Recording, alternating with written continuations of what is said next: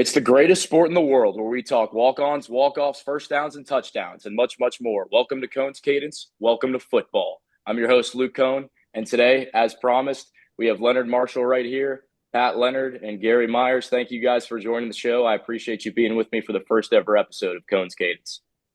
It's our pleasure, Luke. Good luck with this. Yes, should be great, Luke. Excited, Luke. Thank you. I appreciate it. And let's get straight to it. So, what qualifies an NFL player to be in the Pro Football Hall of Fame? If you guys had to each give three main points, what would they be? Gary, I defer to you. You're Well, being I a can Hall of just Fame voter. I can just start by telling the qualifications that Leonard has that should have him in the Hall of Fame hopefully soon, and that's a winning player. Leonard's got a couple of Super Bowl rings, which is a couple more than almost every player who's ever played the game has. Great leadership qualities, um, and very productive. And not necessarily in that order, because the production is extremely important. But I think a guy that has great leadership and players rallied around him, um, in winning moments, last couple of minutes on the field where you need someone to take charge. I think that's really important. Obviously for a quarterback, winning Super Bowls is a main criteria, in my opinion, in addition to um, yards, touchdowns, et cetera. And yeah, Pat, what do you think? Yeah, my criteria are a little less exact. Gary has experience in vetting these candidates and in voting as a Pro Football Hall of Fame voter. I'm still kind of honing my craft on if I were ever to sit in that room, what would my rubric look like? But Luke, mine has always been very simple. When the guy was playing, did teams every time they faced them, they had to circle that person's name. They said, if we don't take care of this guy, whether it's offense or defense, he's going to wreck this game.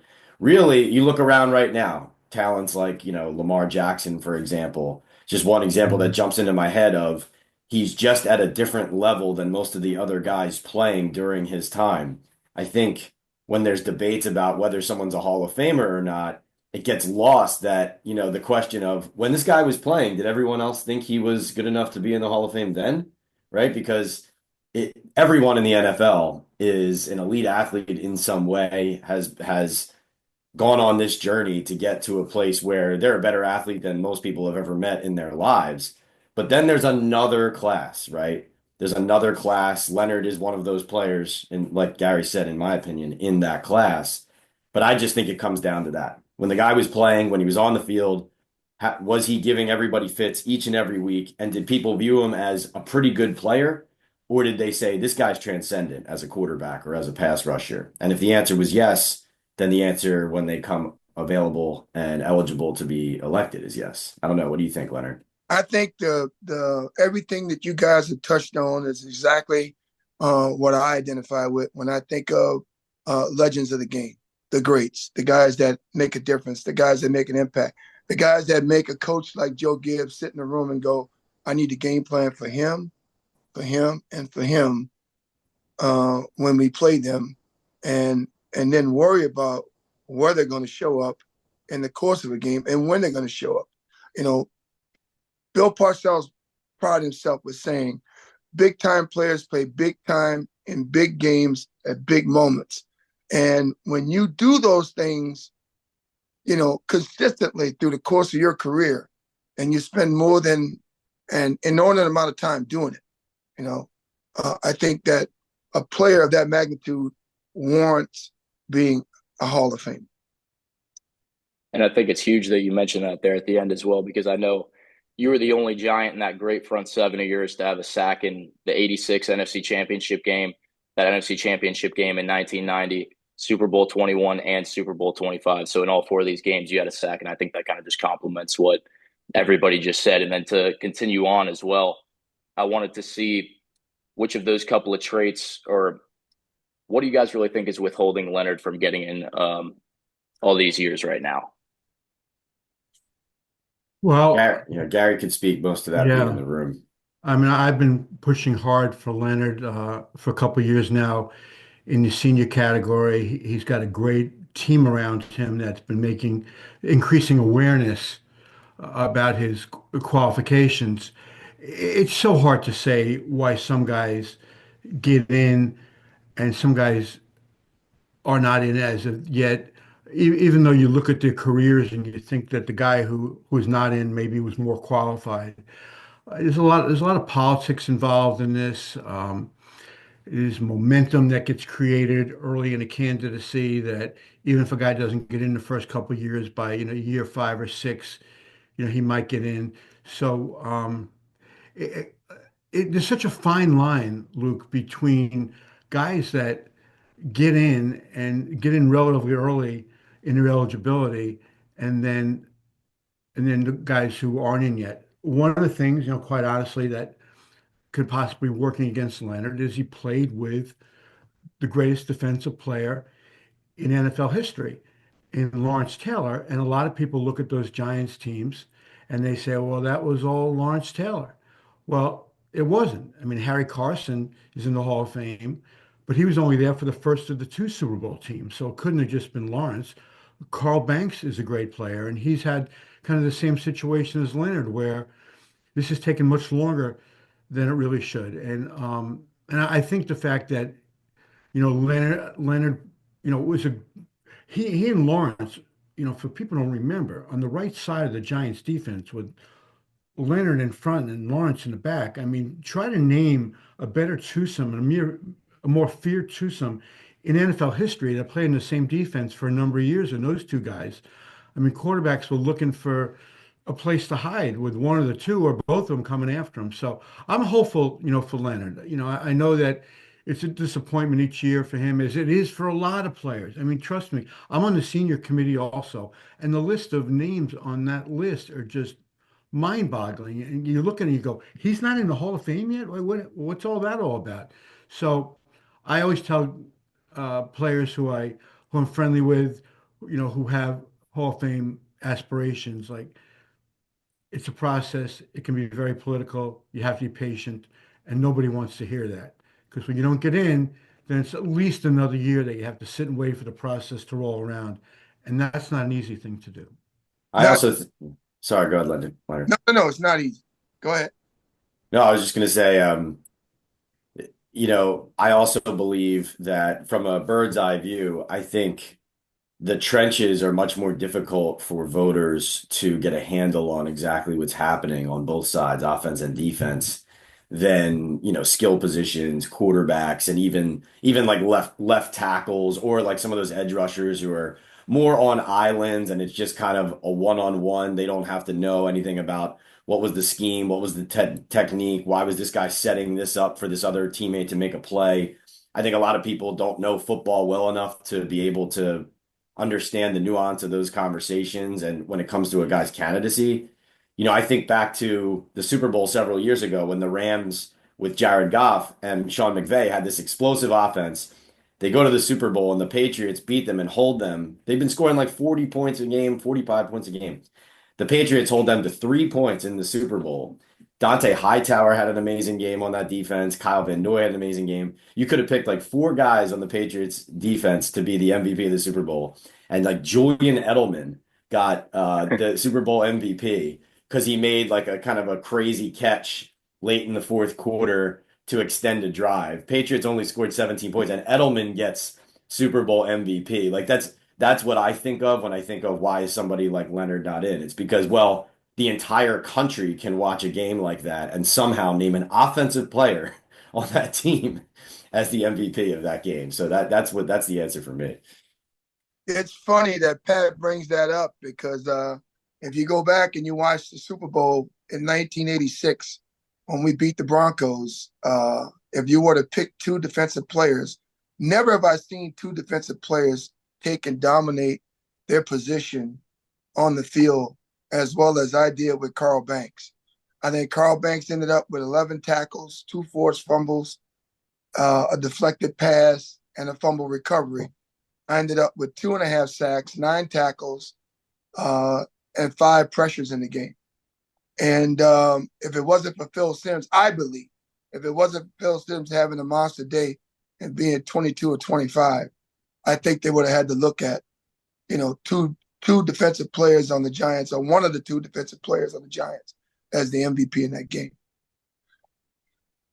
And I think it's huge that you guys mentioned that, talk about how big time players make big time plays in big time games, because I kind of think it's unreasonable in a way that Leonard has been forgotten, because he has two more sack, or not two more sacks. He has a half a sack more in the postseason than Lawrence Taylor does in his career, and Leonard's played two less games than LT in his career. So I think that's also huge. I was looking at something as well that had said Leonard and the Giants were 5-0 in the playoffs when he recorded at least one sack, and they were only 3-3 when he did not have a sack. So that's not saying that he goes out there and wins the games by himself, but it shows how big of a contribution it was when he was making plays in big time games. Well, you know what that says to me? And I'm just kidding when I said it. Leonard, if you had more sacks in the playoffs, the Giants would have won more games. That's true.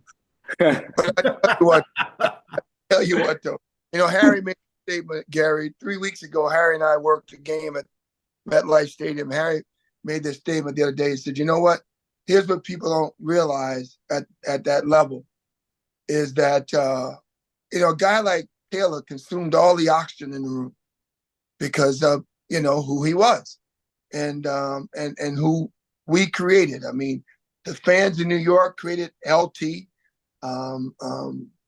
and we as a defense helped to create LT, and that has been like the Achilles heel for a lot of players that played onside Lawrence, years for years on it. So yeah, just interesting, very interesting. I think also I also see like one thing that stands out to me that gets taken for granted. Like nowadays, the Giants have guys hurt all the time every year.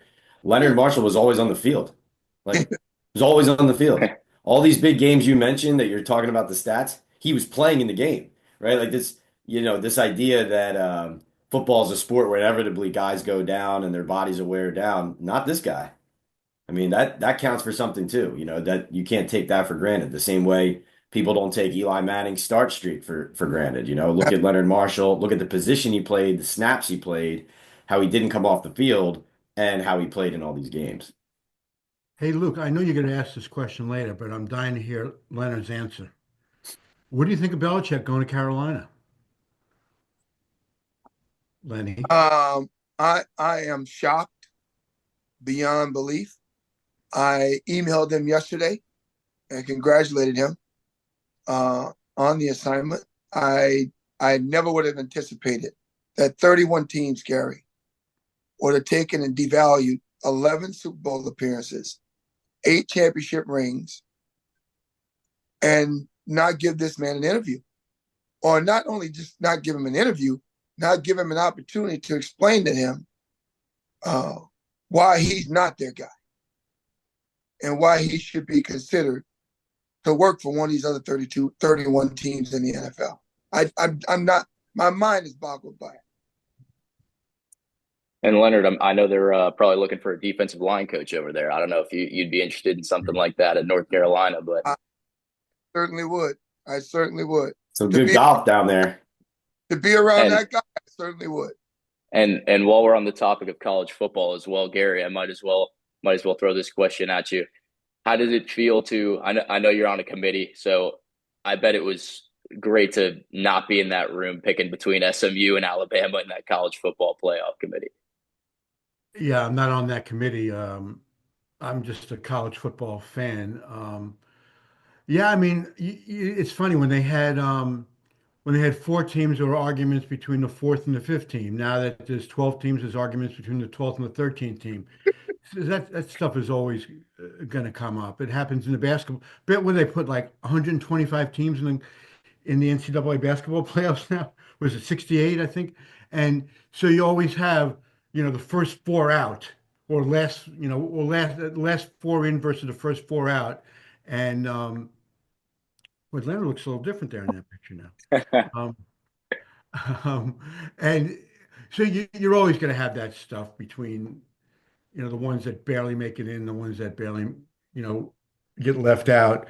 Invariably, now it does happen, but invariably, um, the teams that are supposed to be there in the end will be there in the end. And, whoever was 12th or 11th, I guess they could wind up in the championship game with a couple upsets. But if you look at the history of, when there were four teams in, it always seemed that the semifinal games were really lopsided, that there were clearly a couple of teams that stand out above everybody else. So this might all just be window dressing as college football worked its way to Oregon versus um, Georgia or Ohio State or one of those teams. I think the best teams will emerge in the end, regardless of all this SMU Alabama argument. But it's fun. I mean, it creates a lot of interest. And I think that's huge to talk about. I also wanted to mention while we're on this topic, Leonard, I know you're an SEC guy, being at LSU and everything, and I know the game has kind of changed. I've always kind of thought that the SEC was a little bit better than everybody else. I wanted to get your thoughts on your time at LSU and how Johnny Parker, your strength trainer at LSU, and then for the Giants, really had an impact on your team and being a leader in that locker room and just your life overall. Well, I can tell you this, in 1983, 84, when Parcells came to us in the offseason, and he said to me, I'm considering bringing in a strength and conditioning guy to get us in better shape, get some of these fat players out of here and get some guys that want to commit to football and win. And he interviewed Johnny Parker, and one of the first guys he talked to when he came is he said, Leonard, I got to have a commitment from you. I got to know that you're going to be my first guy here, my rock and my savior in order for this program to work. And I told Bill and I told everybody else in that locker room, I said, guys, one or two things are going to happen with Parker. He's going to demand excellence. And if he doesn't get excellence, he's going to do everything he can to run you off. And I think that's when the dynamics of our football team changed. Because if you looked, a team that was 3-12-1 in 83 was a playoff team the very next season. And I, as a player, probably had my most productive season as a 21, 22-year-old player in the NFL because of Johnny Parker. And then that's when my career just took off because I bought into the ideal of the program. That's the biggest difference between college football and professional football is understand these young guys coming in and understanding the commitment to call yourself a professional and what you need to do day in, day out, week in, week out. Like Pat talked about, play injured, okay? Not hurt, but play injured. If you're hurt, that's one thing, but play injured, play injured and learn how to get through that during the course of a 16-week season. And if you can do that and sustain that, you can build a legacy in the game of football at the pro level better than anybody else. I mean, I look back on what I did to be 3 times MVP of the Giants defense and of the Giants football team with players like Harry Carson and Lawrence Taylor playing just opposite me on either side. That's remarkable, man. That just doesn't happen with just showing up. That happens with hard work and determination. So as honored as I am, I'm extremely humble in the process. And I know how hard I worked, including making plays like plays that I made on that guy that's standing over your right shoulder, who wore number 16 in San Francisco. Those type of plays is what I think about when I think about all the training and everything I put into the game. And when we get Leonard into changed the course of history with that hit on Joe Montana in the 1990 championship game, because that pretty much ended his career with the 49ers, gave way to Steve Young, getting a chance to establish himself when Montana was hurt, and Joe wound up getting traded to Kansas City. Who knows what would have happened to Joe if Leonard didn't? That was one of the most vicious hits I've ever seen Leonard. But It, it was pretty. and then who knows what, with the Giants. I mean, without that play, San Francisco might have won the game. And obviously that had a big impact on Leonard's life and career and the Giants' history. So that was one of the most impactful hits in NFL history. Yeah, there's no doubt, no doubt. I mean, And I was glad I was sitting in the press box because I felt it up there. I can't imagine what it felt like on the field. yeah, it was crazy. It really was crazy. It really was crazy. Yeah, and I think it's great that you guys brought that up, his impact on the game, because I want to bring up another segment that I would like to talk about. It's just called Elite or Overrated. And I'm not saying any of these guys' careers, or I don't want to take anybody's career for granted, but I wanted to bring up some quarterbacks as well, because I feel like Joe Namath and even Terry Bradshaw. So Joe Namath, I mean, he didn't have the best stats throughout his career, 173 touchdowns to 220 interceptions, but he's remembered for that Super Bowl guarantee that he had against the Baltimore Colts back in the day. Yeah, And Terry Bradshaw as well, just having the four Super Bowl rings, leading that team, how big of an impact he was on carrying them, even with that great defense as well. And he also didn't have the best stats either 210 touchdowns to 200 or 212 touchdowns to 210 interceptions.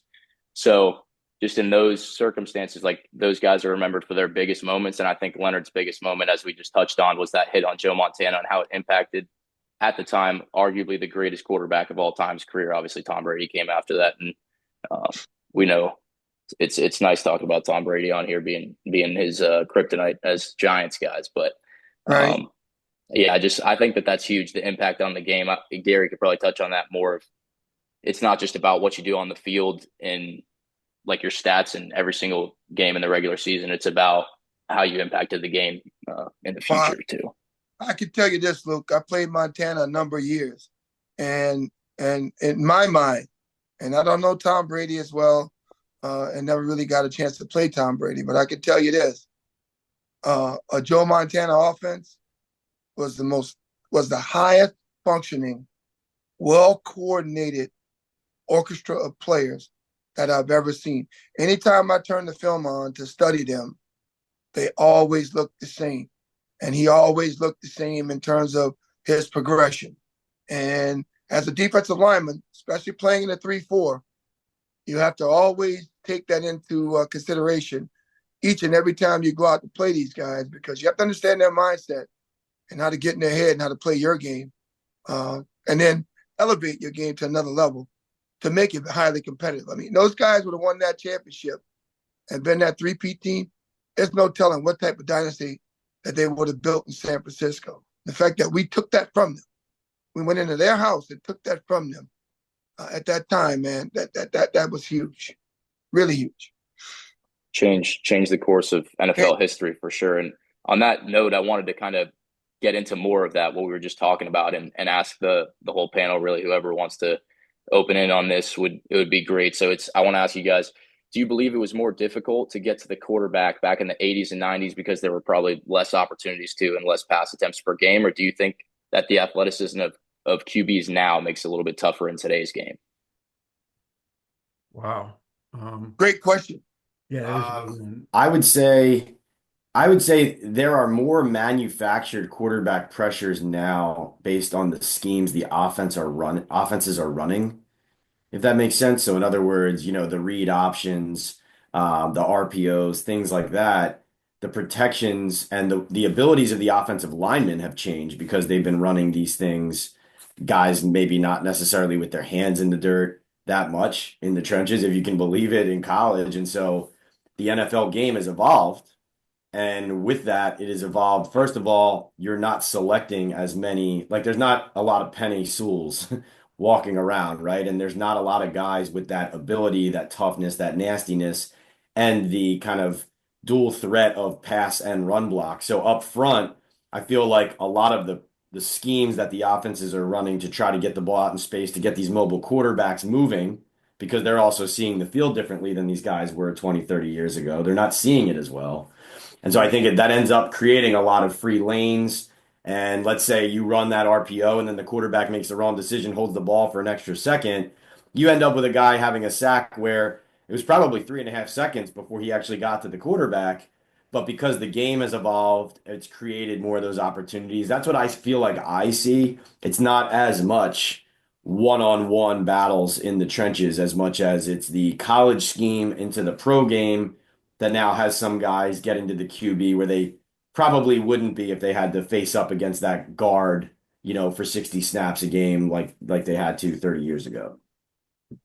Well, simple mathematics, quarterbacks threw 20 to 25 times a game when Leonard played, and now they're throwing upwards of 40 times a game. So that creates, like you said, Luke, it creates a lot of opportunity. The one thing, and I want to hear what Leonard says about this, the one thing that hasn't changed is offensive linemen hold on every play. No doubt.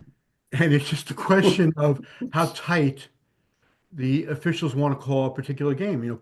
Some crews are known as, a high volume of penalty flags, and others, are more lenient. And the coaches are scouting the officiating crews in the week leading up to a game because those crews get, assigned a week or two in advance, and they'll know which crews let the offensive holding go. But Leonard, Luke, I don't mean to be asking the questions here, but I'm just curious, like, Leonard, how frustrating was it when you knew you were going to beat a guy like Joe Jacoby, and he was one of the best, but if you felt you had him beat on a play, and either Joe holds you or the guard next to him helps him out and he's holding you, and no flag goes down. I mean, Oh, that's got to just be. that was horrendous, and that was the problem with my era of ball. I mean, if you remember the Redskins, they would use a lot of slide and a lot of scat protection because of Lawrence, where they'd fold the guard out and let the guard help the back on Lawrence, and then have the center and the tackle deal with me. So Lawrence and I always faced. It was always 4-on-2 with us. And you got to remember when you're playing a college 3-4, and you're a defensive end, you're not rushing from an edge. You're rushing from a head-up position. So most of your pass rush has to be either a power move or it has to be something where you're either quick with your hands and your feet, and you kind of get yourself elusive enough to get yourself past the guy or pass the guy off. A lot of times, and a lot of the different things that Lawrence and I did, especially against teams like the Cowboys and Eagles, was we schemed the protection. And we knew what we could do in the course of a game based on the defense that Bill Belichick had designed that particular week. And in most of the cases, the teams back in the day, like you said, Gary, they threw the ball 25 times a game, but of the 25 times they threw, 80% of it was play action pass off a running play. So they set up a play action pass off a running play that they were successful at, whether it was a toss play, a pound off draw play, or a direct sprint play where they're sprinting to the left or sprinting to the right. So there's RPO stuff like Pat talked about, where the back is in motion and he's moving, and the quarterback is bootlegging away, and the guy gets a sack because, okay, the guy misread it. Those are gimme sacks. We call those gimme sacks in the NFL. I didn't get many of them. Lawrence didn't get many of them. The plays we made were the plays you had to go out and make. You had to go out and study, work your tail off, and understand the scheme during the course of the game that they were playing. And they come back and talk to Bill Belichick about that. And you guys design something to compete or combat that and work it to your ability. So a lot of that stuff is what I did back in the day. And that's why I respect Belichick so much, because the man's a genius. When it comes to scheming a defense, or scheming an offense rather, and putting together a design of a scheme to attack someone else's weakness, Bill Belichick's one of the best at it, man. One other thing that's changed over the years now that I think in some way makes it a little bit harder, despite the extra opportunities because of all the passes, is I do think it runs through a defensive player's mind as he's getting close to the quarterback, whether he's going to hit him in time to avoid getting flagged for Correct. unnecessary roughness. And now, if you fall on top of the quarterback, you get flagged. When sometimes it's really unavoidable. They don't want a defensive player putting all his weight on the court. Leonard, there's so many things to think about. I mean, I'd have to go back and look at that Montana play again. And I mean, they might have had security officers come on the field after you if the rules today were in effect back in, January of 1991. I mean, I still think it was a clean hit, but again, I have to see where you landed on that play because they might have said, oh, it was a sack, but you landed on top of them instead of off to the side. And you'd say, well, what do you want me to do? I'm running 100 miles an hour. Right. Right. I can't imagine in that situation, you know, like if it happens today, is a defensive player going, Well, if I don't get there in the right split second, it goes from a sack to a 15-yard penalty. I agree. That's the challenge. And that's the challenge as being a pass rusher today. That is the challenge. Yeah. So you think And you would have been flagged on that play in San Francisco? I probably would have been flagged had he not held the ball as long as he did. Listen, when I saw him pat the football and extend his left hand to tell Jerry Rice to keep running, I knew I had to leave my feet. If I didn't leave my feet, it was over. Mm. and I wanted to add in as well. I know you had played in that 3-4 defense like you were just talking about with Bill Belichick, and there's another guy who's actually in the Pro Football Hall of Fame that you kind of, in a way, set the tone for, and Belichick ran that same defense with him. Richard Seymour, he's a different player than you were. I mean, he was more of a disruptor. You were able to get to the quarterback and things like that. But I feel like people can argue as well that he might have not had the success that he had throughout his career if you didn't do what you did in that 3-4 defense with Belichick. Yeah, Richard was a pretty good player, and I commend him and his talents and everything else, and respectfully acknowledge his Hall of Fame designation, well deserved as a player, and he played with a kid that played at LSU by the name of Jarvis Green, that I'm pretty friendly with, and I think he benefited from having a guy like Bill around him during the course of his career, no doubt. Yeah, so I want to kind of get into as well. Just I want to call this segment Canton Conversations. I know we've been talking about it a little bit, but I wanted to really talk about Leonard's case for the Hall of Fame. Like we had said, he's 5-0 with 2 Super Bowl victories when he had at least 1 sack in a playoff game. The Giants were 3-3 in the postseason with him when he didn't have a sack. I really want, especially you, Gary, because you covered him and you've covered him for a really long time. What was it like in that locker room? I know we had briefly gotten into it, but what was it like in that locker room with Leonard and LT and Carl Banks and just that rough defensive line and even Harry Carson and all those guys? What was it like being in there with them and witnessing greatness? Um, that's an interesting question. Now, remember, I came from 8 years of covering the Cowboys in Dallas for the Dallas Morning News, and I had worked in New York a little bit prior to that. And I'm from here, but my main exposure to the Giants was from 78 to 81, and then I moved back to New York in 1989.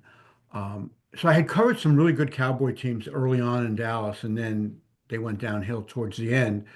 When and I was around the Giants a bit in '86 because at that point I was the national writer for the morning news. So I spent a lot of time around the Giants and Washington that year because it was an amazing NFC East race in '86. But when I moved back and that locker room had guys like Lawrence and Phil, who I had known my first time around in New York before I moved. And then when I moved back to New York in 1989, walked into that locker room, um, and it was just filled with great players and great stories, and most importantly for me as a writer, as a newspaper reporter, it was filled with great talkers. I mean, that's what you're looking for, um, is not only players who are really good that you want to write about, but players who like talking to the media. And Leonard was always great, uh, sitting by his locker and always very accommodating when I would walk over to him. Leonard, I think I know you much better now than even when you played. Yeah. Because Oh. you know, Oh. listen, you try to get to know everybody when you do what I did for a long time. You try to get to know everybody, but you certainly focus on the guys who were in the upper echelon, and Leonard was certainly that way. But in the years since he retired and I've left the Daily News, we've gotten to know each other really well. Yeah. And the same My with a family, bunch of brother. when I'm sorry, I was just say when I wrote my book Once a Giant, and I was able to reconnect with a lot of the guys from the '86 team It just Yes. reminded me that they don't make them like these guys anymore, where media friendly guys who were also great players who understood, somewhat of an obligation and a responsibility to speak to the media because in effect, by speaking to the media, you're sending a message to the fans.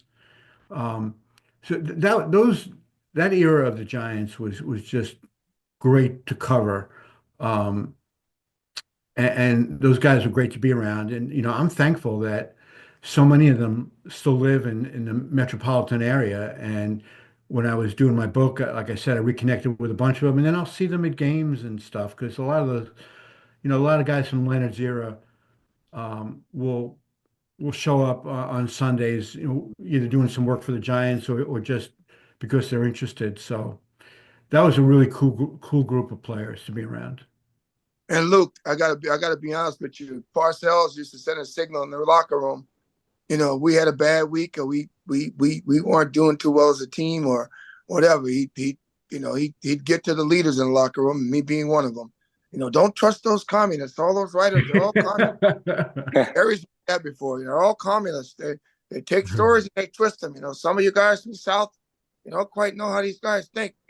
Get yourself jammed up. So it's funny, but Gary was never one of those guys. You know, Gary was always a forthright guy, and a guy that the players knew that, especially guys like myself and Harry, we knew we could trust that Gary was going to tell the story the way it should be told.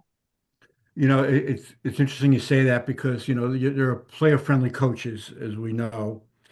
I always consider myself a player-friendly Right. writer. That I always, I can't say I always went into it with the mindset I was going to take the player's side on an issue, but I always felt like if they had something that they needed to get off their chest, that I had the platform to let them discuss it. And I thought that was really important. That I think too many writers, and it's even today, it's true, Luke, that they're afraid of getting on the wrong side of the team. And by the team, I mean management, not the players in the locker room. So they're concerned with, okay, if I write this story that's negative, a negative reflection on the front office or the coaching staff, am I going to be, excluded from certain news events that, when they tip stuff off to different writers and, Pat, who had a run here, but Pat is one of the few guys that's really telling it like it is Yes, through he a does. very difficult period now in Giants history. I mean, he's not afraid. Now, you may not agree with his take on Joe Shane and Brian Dable that they need to be let go. You might not agree with that, but you have to admire his courage to continually write that, knowing it's alienating him from the people in the front office. And there are not enough writers who take the approach that I got to write what I believe to be going on instead of I got to write what's going to keep me, you know, um, on the good side of the coaches and management. It's a very difficult line to try to balance there. Um, and the best of the football writers or just anybody who's covering a sport, you find that balance where you can be critical when you need to be, but also know that you're being fair. And I think with what's going on in journalism today, where everybody's got a website, everybody's got a blog or whatever, and people sit in their basements and pontificate about what's going on around a team, and but don't do the legwork to talk to players or come out to games. That's what's made it really hard because there's so much stuff that goes out there now that's unsubstantiated, written by people who don't know that it's made it a little harder for like the mainstream media. But that's a whole other discussion. Yes, yes, but that takes courage. It takes a lot of courage, and that's why I used to tell guys, writers and stuff, Bill Verrigan, you know, probably a dear friend of yours, um, um, my favorite was Jerry Eiselberg, okay, Hmm. who was a Star Ledger. Jerry and I got to know each other real well. Dave Klein, some of these other Hmm. guys that um, I came to learn to trust because I always spoke the truth to him. I always gave him straight skinny. I always told him how I felt, and um, you know, I could sleep at night. I could sleep at night. So And that's when it was fair. Now it's a little bit, but I do, like Gary's saying, I do respect the hell out of Pat because it takes a lot of courage to do what he's doing. Yeah. Takes a lot of courage to do that. And I think the fans respect that as well. I think because I was looking at his Twitter bio a little bit when he says views and opinions are my own. You know that whenever he speaks, he's going to speak his brutally honest truth, and I think that's something that I mean I don't know Pat too well yet, but I think that's something that I do know about him, even this short time getting to know him. But I kind Man, of want to switch gears and go back to Leonard when we were talking about the locker room and everything, sure. and just go back to Bill Parcells and Gary. Obviously, you've been in various locker rooms with various different kinds of leadership styles. I want you to really tell the fans what it's like to just have that voice in the locker room, that somebody that you can count on, and that being you. I think that there's no better perspective really to tell that than that. And if it's just like, I'm sure some fans probably think it's just like rah rah stuff, but obviously you can attest to that. Bill Parcells was the type of guy, man. He knew how to push. The one thing I respect about him as a CEO, he knew what buttons to push. He knew when to push them. He knew how far he could push it and push a player. And that took a lot of integrity, charisma. It took a lot of discipline. Man, it also took a lot of balls because he really, guys like myself, being a Southern kid, he wanted to be relatable to me, and he wanted me to be able to relate to him. And so he gave me a bit of his childhood. Told me, a tough guy from River Edge, how he'd go in the hack and sack and, play ball against the brothers and do everything else. And, I had to learn to respect that, man. And, it took me a little bit of time to get to know who that guy was. But once I found that guy out and knew I could trust him, man, we had a great relationship that way. I think the only thing he and I really battled about was when it was time to pay me some money. But other than that, we had a great relationship and still do today. Parcells is different than any coach I ever covered. Um, his press conferences, I was around him, the Giants. Then when he went to New England, I used to go up and do some stories up there. He came back to the Jets. He went to Dallas. His press conferences were the best ever. You can cover the team almost by just sitting in his press conferences because he was so entertaining and really informative. But I think the way he was with his players was what made him so unique. That um, he knew how to push the buttons of every player, and every player was not treated the same. He knew what would get Leonard motivated. He knew how to get Lawrence pissed off before a game by telling him, that Jackie Slater or somebody owned him, or um, whoever the tackle was for the Rams. And who was it, Leonard? Was it Jackie Slater, the left tackle in those days with the Rams? It was Irv Pankey. Irv Pankey, that's right. Irv That's right. Pankey, the guy I That's right. lined up over. Yeah. Yeah.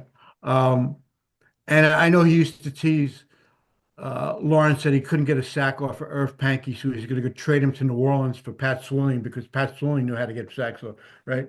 Yeah. He wants Lawrence a ticket, an airline ticket in his locker to New Orleans. And Parcells is like kind of looking around the corner for when Lawrence picks up the airline ticket on his stool. I'm sure you remember this because your locker was near him, I right? do. Right next to him. My locker was right next to him. Yeah, so he picks it up, and then Parcells jumps out, and he goes, "What the hell is this, Parcells?" He goes, "Well, we're playing the Rams on Sunday, and Pat Swilling, has no problem with Irv Pankey. You do, so you just go down there to New Orleans and you play for the Saints this week. Give Pankey the other half of the ticket to come up here. You don't even have, I mean, I'm sorry, give Pat Swilling the other half of the ticket to come up here. You don't even have to do anything but uniforms. You both wear number 56. and then after the game, you'll come back, the hell with you, Parcells, and then he'd run up and get a couple of sacks off of That's Earth a true Jenkins. story, Gary. That's a true story. I know. So, no other coach. Now, Sean Payton, who is as close in in his approach to Parcells as any coach I've noticed over the years, and that's because he spent a few years with Parcells in Dallas and Parcells as his mentor. And Sean gets away with some of that stuff that Parcells did, leaving the empty gas cans in the locker and saying to the player, "You got anything left in the tank?" That kind of stuff. Sean does that too. Um, but Parcells was an original, and he was really, really a lot of fun to cover. Probably more fun to cover than he was to play for, I would say. Yeah, yeah. Um, yeah, I mean that was great right there. I kind of want to switch gears a little bit again because I know Leonard and we're going from back from NFL to college ball and stuff like that. But I know Leonard had mentioned Dylan Gabriel and he had liked some of the stuff that he was doing. So I kind of wanted you to get into that and go back into the college game. Not to, I know we're completely switching it over, but yeah, I think that's interesting too that we had talked about it a little bit. Well, I like Dylan as a quarterback, and this team that I used to play for here in New York. We have an issue at the quarterback position right now, and there's three guys that are candidates to come in and fill that position. One of them being Shadur Sanders, the other one being the Cam kid from Ward. Cam Ward, and but there's been very little discussion about Dylan Gabriel, and in watching Dylan play, he sort of reminds me of Patrick Mahomes type player. And maybe I'm right, maybe I'm wrong. I don't know, but I think we need a guy that mobile, that can make good decisions with his feet, that understands the game, and can see the field. I mean, it was proven a week ago that the guy that we had in there last week, Drew Lock, had no idea how to see the field, or the view that he was looking at it from was very much distorted because there were plays that he could have made with his feet that he didn't make, that a good quarterback or a highly competitive, highly functioning quarterback could make with his feet. Yeah, Look, I was going to say that one thing Leonard just said, I think it's really true when the quarterbacks that you expect to be good aren't. I think the one thing they have in common is they don't see the field. And I think that was the major detriment for Daniel Jones, a smart guy. Obviously, he went to Duke, an intelligent guy. I just never thought he processed it well when he was in the pocket. I just didn't think he saw the field really well. When Sam Darnold was here with the Jets, I thought that was his biggest problem. And you can be coached out of that, I think, because it looks like Sam was coached out of that by his 1 year in San Francisco with Kyle Shanahan, and now with Kevin O'Connell with the Vikings, two of the really, really good quarterback coaches. So I thought that Dable would be able to coach that out of Daniel Jones. Zach Wilson was another guy who really good arm, very, very mobile. Um, a little on the short side, as far as what I would like to see in a quarterback, because I think he had some trouble seeing over some linemen some points. But his major problem was he just didn't see the field and couldn't go through the progressions, and it's instinct. And sometimes you can overcome that because sometimes a lot of times, Leonard, I mean, instinct can't be taught. Either you have it or you don't. Somehow Darnold has overcome that. And maybe it's just being around, really, really good players that has enabled him to see the field better. I don't know how that works, but I think that's such an important part of an evaluation of a quarterback. You talk about his arm and his feet and, his smarts and his ability to work his progressions and his ability as a leadership as a leader. But one of the things that I think really gets overlooked, and maybe it's not as important as the college game, maybe it doesn't get exposed on the college level as much, but can this guy process? Because it's in a split second, they have to make decisions that can result in a disaster play or a touchdown, depending on the Mm-hmm. decision they make. And I think that's one of the things that we're finding with some of these quarterbacks coming into the NFL. The ones that are having a hard time are the ones that just don't have those instincts in the pocket. Yeah, And I really agree with that, Gary. And I think today's quarterback has to be able to see the field because of the spread style offense that they run. You have to see the field in its totality. You have to. In order for you to be anywhere near the level of a Montana or a Brady, you have to be that guy. And I think that's huge too. I also want to mention the coaches as well because I mean, I played quarterback briefly at Florida Atlantic, and like I had mentioned earlier to you guys, I played for Mike Kruzak a little bit, who was the head coach at UCF for a couple of years, coached for the Arizona Cardinals. And I think coaches putting their players, I mean, Leonard, you could attest to this. Coaches just putting their players in positions to win with their personnel, doing what's best for their personnel, calling those plays, not just calling plays just to call plays, but actually calling plays that those guys really fit to help them be in positions to win. I think that that's huge as well. Oh yeah, oh yeah, without a doubt. I mean, that's what we did as a football team when I played for the Giants. I mean, one thing about, like Gary said, one thing about Bill, he knew his personnel. He knew his personnel. He knew the limitations of his players. And he knew what he could get out of certain guys. And um, he had a trust system. He had a trust system, and his trust system was very, very, very, very tight. If he knew that he could, you know, get to you emotionally and get to you internally, he knew you were one of his guys. And I just so happened to be one of his guys that way. You know, I mean, we go back and forth with each other, but I knew at the end of the day that that guy had my back. You know, that guy had my back. I spent a decade lining up for that guy. And you know, I don't see that with kids today in the game. I don't see it with young players on the Giants now. And I tell these guys, just understand, fellas, to whom much is given, much is expected. And if you come into this thing and you get in this world, you need to understand that pro game, based upon winning. Now, you're not playing in the Blue Bonnet Bowl or the Sugar Bowl or the Big Eight championship game. You're playing for the Super Bowl, the best in the world, and only one guy's going to hoist that trophy.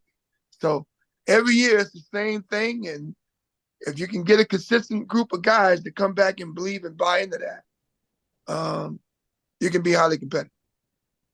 I just think it's kind of a different game now where we want results right away. Oh Like yeah, with yeah, Bryce Young, we want him to succeed right here, right now, versus like guys like Eli Manning. Like Eli Manning wasn't great his first couple of years, and he didn't really have great supporting cast in the beginning. And then that 2017 was obviously great, and we're great at the right time. But Peyton Manning wasn't great either. He was bad his first year, led the league in yeah. interceptions, and even Josh Allen wasn't good until he got the supporting cast really around him. And so I think Tom Brady had even mentioned it. Once we get these guys some time to develop and actually be able to have them be in a system, learn how to go through their first, second, third, fourth read, and then take off and run Yeah. or throw the ball. I think it's huge. Yeah, what I think has happened is because of the money that these guys are being paid, there's less patience to wait for them to develop, and there's probably pressures from ownership. You know, you're paying a quarterback who's picked first or second in the draft, he gets a contract, guaranteed of, upwards of $30 million or whatever, and the owner doesn't want to hear, well, he needs to sit this whole year. It's like a redshirt year in the NFL, and he's got to sit and learn. Nobody wants to hear that. There's a lot of pressure on the coaches to play these guys right away. And Mahomes is one of the exceptions that really stands out. I believe his rookie year, he only started the last game of the year. He sat and watched Alex Smith the entire season. And then Andy Reid felt he was ready the next year, and he's been amazing ever since. We don't know what would happen to Mahomes if he had to play the first game of his rookie year like Sam Darnold and Zach Wilson did. And, like in Bo Nix, who struggled early on this year with Denver, but has gotten better lately. Um, it's really up to the coach to know what he's got in his quarterback if a guy is ready to start first game rookie year. Back in the 70s, coaches were able to have like a 5-year plan. And if they had a rookie quarterback, sometimes they'd wait 2, 3 years to get him on the field because they had everybody in the organization knew this thing wasn't being turned around overnight because it was before free agency and you had to do it through the draft. And if you had a bad team, you couldn't do it in one year, and you want to wait and let that quarterback to develop so you don't put him in too early and ruin him. 5 year plans now have been some places it's a 2 year plan, and some places it's a 1 year plan. The guys don't make it past their first year. So they make a lot of moves that are predicated on winning right away that may not be in the best interest of a particular player. And it can ruin them by getting to play too early. Like David Carr, to me, is the best example of what's happened over the last 20 years. He started the first game of his rookie year for an expansion team that couldn't protect him. I mean, I don't remember the exact number, but it was like 60 or 70 times he got sacked as a rookie, and he was never the same after that. And he had a ton of ability. If they'd gone to a different situation where they were able to either protect him or wait to put him in, he might have had a great career. You just never know. So a lot of times the success of a player is determined by which situation he winds up in also. Yep. And yeah, I think that's huge. Like you had mentioned, some of those guys that had just kind of been thrown in there, but also the guys that sat, like you said, the Mahomes, the Aaron Rodgers of the world. I think that's huge as well. And then I kind of want to get into you guys, just personal lives and how your career paths have affected that. So I want to know if people kind of switched up from your upbringing, or did they treat you any differently after Leonard winning a Super Bowl, or Gary being the voice of the Giants writing a book, once a Giant, always a Giant, and just having more of a platform? Did people start treating you differently that you had known for a long time? Well, Luke, I can tell you this: for a kid from Louisiana who grew up in segregation, in 1967, right before before Dr. King signed the indoctrination to desegregate schools and allow blacks and white kids to go to school together, drink from the same water fountain, and play together. Okay, growing up in that era of America was extremely tough, but I was resilient enough. I mean, from the age of 4, I'm sorry, to about 7 years old, I went to an all boys African American school that was run by a bunch of highly regarded PhDs who were big on education back in Louisiana. And one of the directors of the school was a woman by the name of Cheney Moss, who I maintained a friendship with all the way into college. And one of the things that I prided myself on from attending Sager Brown Elementary School was that I was one of the first kids from Sager Brown to actually go to college and then graduate. So by choosing LSU, by the career path I thought, to let academia lead me to college and let college lead me to professional, and then become a pro and really understand what it takes to be a pro. And then now use that in the second and third and fourth phase of my life. Has just been a wonderful experience. I would not know people like Gary Myers if it wasn't for football. I wouldn't know people like you if it wasn't for football. Football shaped my life. Academia shaped my life. But it's all attributed to what I learned from sport. Sport has always been my friend. It continues to be my friend. I can tell any young person that whatever you choose to do in life, you throw yourself in, just think of it like an echo. When you yell out, the echo will come back no matter how hard or how far you think you got to yell. You just be willing to go the distance to do it, because you'll achieve what you want as long as you're resilient enough to go the distance. And do it with integrity. But as long as you do that, you'll achieve your dream. Gary and I sat in my house for a couple of days with his book, and we chopped it up. We talked about the reality of the locker room and what players really go through, and some of the things that I've experienced with players and some of the things they've experienced with me.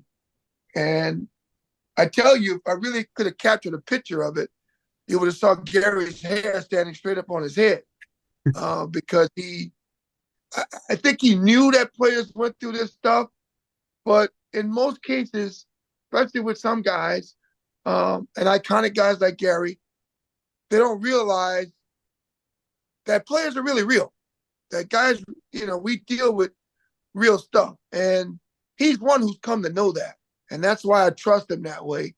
And that's why we become such good friends, is because he's a real guy. He's a real guy, and he's become a real friend. And for no other reason except for I like him, I admire him. He's great at what he does, and we've had a great thing together. And he is in this business to help young players really understand the dynamics of what they have a chance to do with their lives as a result of a game that they love since they were a boy.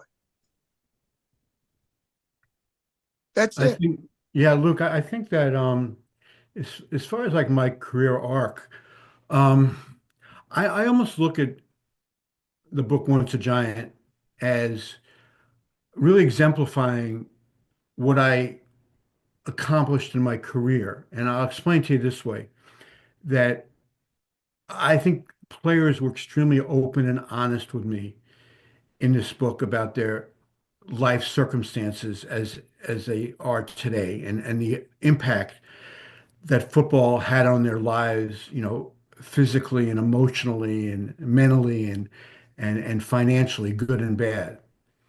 And I've had so many people come up to me after reading the book, and they say, how did you get them to open up to you like that? And this is where I say that book kind of epitomizes my career, in that I tell them, because it's always been my way with players to be able to develop their trust. And when you develop their trust, they're obviously going to be more forthcoming with you. And then if they tell you something they consider to be really sensitive, they trust you to be able to handle it in the right way. In the rare instances, maybe out of all the interviews I did for that book, there might have been one or two instances where a player said, could you either use that story but don't name me, or this is too close to home and too sensitive. Could you not use it? And they know when they ask me that it's without question I'm going to do what they ask, because that's how you succeed in this business. You can't burn people. And I've always felt that was one of my better attributes, is that players came to trust me, and Mm. knowing that I never misquote them, I never use anything that they ask me not to use, and that even if I write something negative, I would show up the next day in front of them. So if they had a problem with it, they can confront or question me about it. And I can count on one hand the number of players that approached me in over 40 years of covering the NFL that were actually mad at me. Um, and I think that's a pretty good track record, only 5 and 40 some odd years. And, sometimes it was just a misunderstanding, or sometimes I actually would say, yeah, I see your point of view, but nothing I wrote was personal. It was just because I saw it a different way.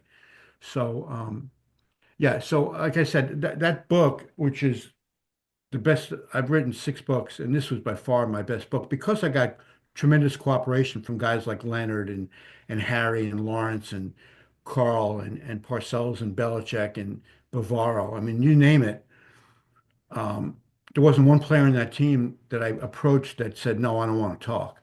So um, that to me, that was like a summation of what my career has been about, in that I was able to go back to these guys, and because of the relationship that I developed with them when they were playing, all these years later, they knew they can still trust me, and I'm really proud of that. Yeah, I think that that's awesome, and I think that's a testament to what you guys had mentioned in the beginning. Just we're brothers, and that relationship you developed. That there's that line there. You're going to be brutally honest, but you know not to cross that line with players and everything, and you want to tell the story. Um, but yeah, I think that that's huge, and it's awesome that you guys still have that relationship to this day. Yeah, and it's like I said Yeah. before, Luke. I mean, Leonard and I are better friends now than when he played, because I was always very cognizant of, listen, I want to be friendly with these guys to the point that I want them to trust me, but it wasn't important for me to be friends with them. They had their friends in the locker room, their teammates. I mean, I wanted them to like me based on how I treated them, but I wouldn't write things so that they would like me because Right. then I wouldn't be doing my job. That- I wrote things because it's what I believed, good or bad. And if I wrote something negative about Leonard, he may not be happy with me, but he knows it was coming from a place of, this is what he thinks. If he doesn't think I'm getting enough pressure on the quarterback for 3 straight Sundays, and I write, where's the pressure from Leonard? What's going on with Leonard? And if he was to, and I'm just making this up, but if he was to confront me, he wouldn't be angry. He would just want to discuss it. And I appreciate that in most of my relationships. Now there are some players that, we got into a pretty good yelling match, but I never backed down because if you back down to a writer to a player once, then that's kind of spreads around the locker room and it's not good for your reputation. That's it. But Yeah. Yeah. So what was that like? What was it? Just getting in that shouting match and just well, I mean, there were two things. One was definitely my fault. When I was in Dallas, I was actually pretty friendly with a backup quarterback named Gary Hogeboom, who Leonard certainly remembers. And I I had remember. written a lot of positive things about him that he should get a chance to play, and over Danny White, who was really struggling. And I'm trying to remember, I think it was the 1985 season, and Gary hadn't played in like the first 6 or 7 games. He hadn't gotten one snap. He had started a little bit the year before, and That's right. then lost his job. If you remember, Leonard, I think it was the second game of the '84 season. It was me. You I guys sacked, sacked I him, sacked that White. I yeah, and he fumbled separated. it. So he wound up losing his And job. Anyhow, maybe like halfway through the '85 season, the Cowboys in the back of their locker room had a lounge where the players used to go back and eat lunch. And I was looking for Tony Dorsett. We had a time that we agreed upon to talk on a Wednesday or whatever. And so I walked back into the lounge, what you were allowed to do to ask a player to come out. You couldn't conduct interviews in that lounge, but you can ask a player. So I walk in and I say, "Hey, Tony, remember we were going to talk today?" And so Hogum yells out to me. And remember, he's really cranky now because he hasn't played at all. And he goes, "This is players only." And so I say, being a smart ass from New York, I go, "So what are you doing in here?" Oh, that's funny. Now, that's he saw his career, taking a major nosedive. He hadn't played a snap. Danny wasn't playing all that well anyhow, and he still couldn't get on the field. So he came up to me, and Gary was he was 6'4", 215, 220, whatever, which was a big guy even in those days. And he actually walked up to me and pushed me. Um, and me feeling I had the final word because I got to sit at the computer later in the day, and I would never have written about that. It was kind of embarrassing because there were a bunch of players around. And when I said to him, "So what are you doing in here?"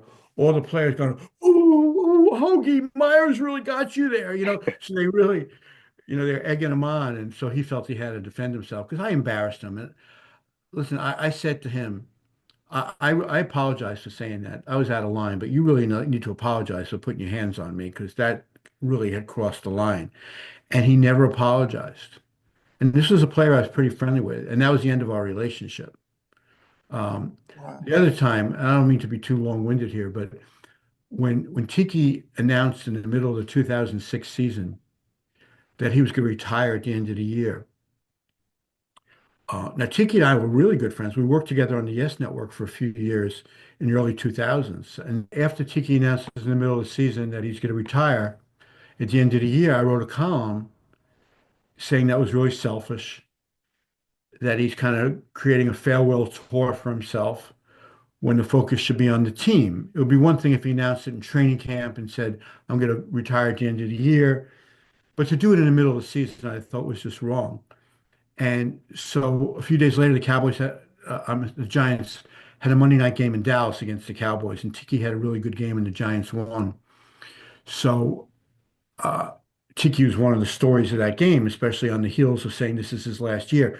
So anyhow, I'm around Tiki's locker, and he sees me, and he just starts screaming at me in Really? front of everybody. Yeah, this really affected how I played tonight, didn't it? How many yards did I have, Myers? Did we win the game, Myers? That kind of.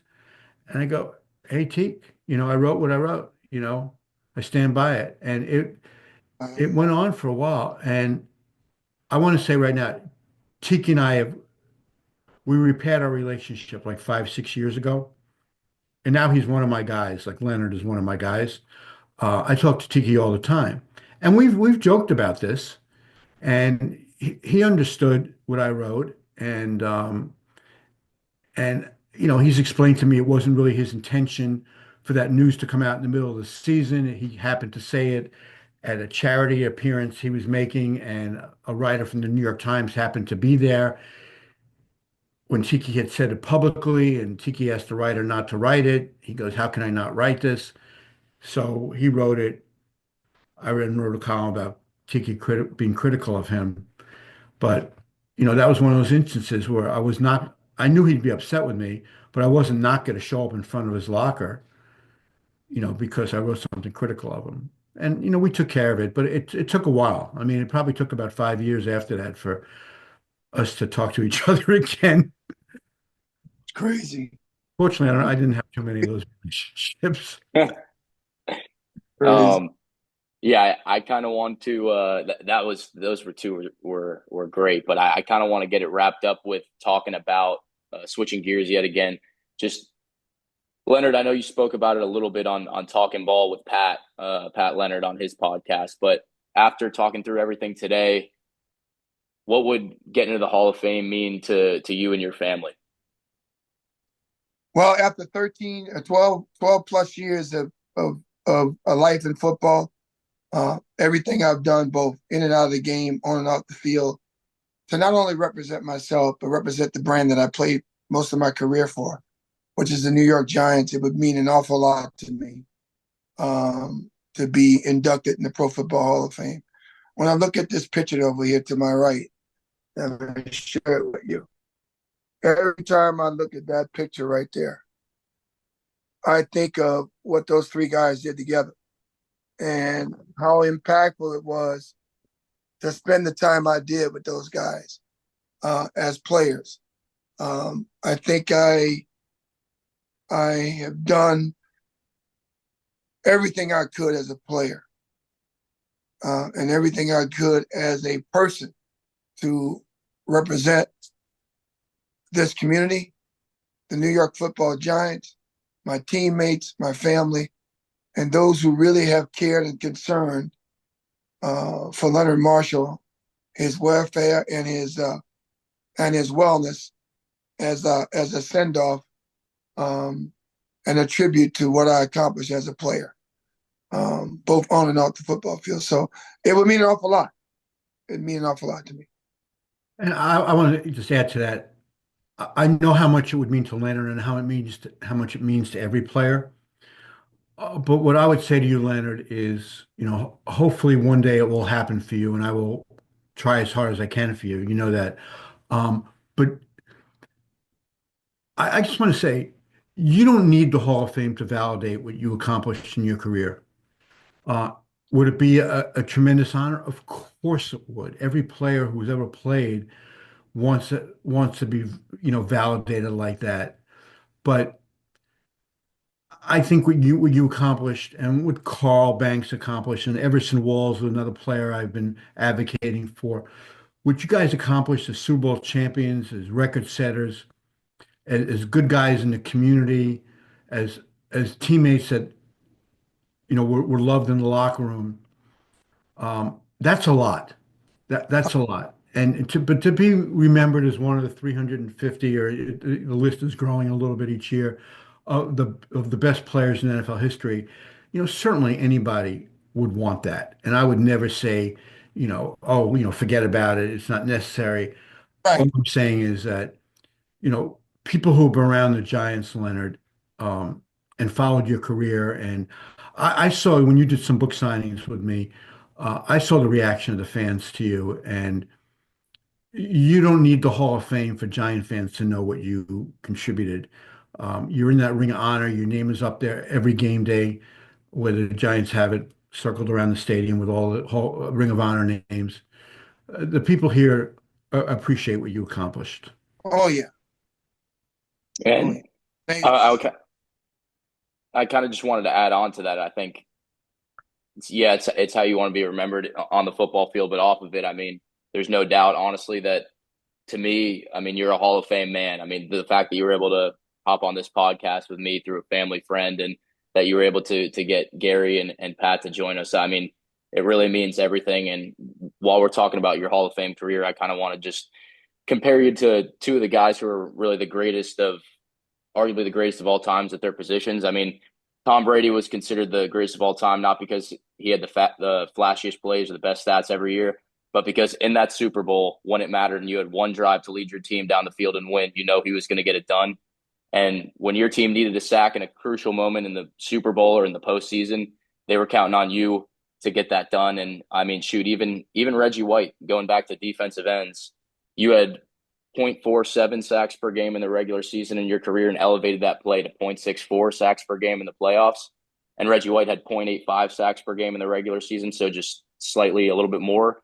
But then in the playoffs, he actually had 0.63 sacks per game. So you had a tenth of a sack more per game in the playoffs than a guy who people consider to be the greatest defensive end of all time. So if that's not a testament to who you were as a player, I don't really know what is, because crunch time is really what people remember. Even with Eli Manning, Giants fans don't remember the interceptions or the bad games that he played. They remember those moments that he had with Tom Brady and beating him in the Super Bowl. And I think personally he should be first ballot. If he has the single season passing yards record for the most passing yards in a single postseason in his career.